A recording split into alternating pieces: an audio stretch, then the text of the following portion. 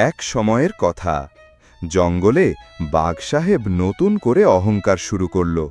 তার নাকি সবচেয়ে বড় গোঁফ, সবচেয়ে গর্বের জিনিস।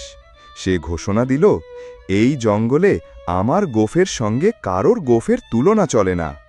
প্রাণীরা দূর থেকে মাথা নাড়ল, কেউ সামনে কিছু বলার সাহস পেল না। তবে শিয়াল তো আর সাধারণ প্রাণী নয়। সে দূরে বসেই বাঘের গোঁফ গর্ব শুনে হেসে কুটি কুটি হল। নিজের মনে বলল, দেখি তো এই গোঁফ কেমনভাবে কাজে লাগে।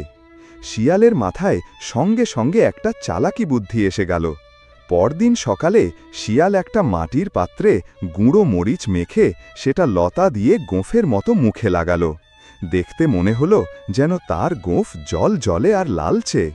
বাঘ তাকে দেখে থমকে দাঁড়ালো, চমকে বলল, শিয়াল, তোর গোঁফ এমন চকমকে কিভাবে হলো?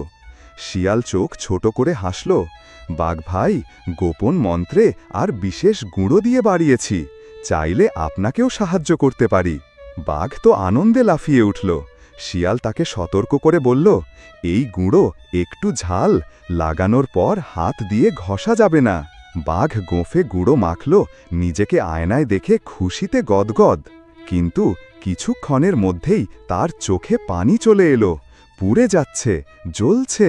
সে চিৎকার করতে করতে নদীর দিকে দৌড় দিল।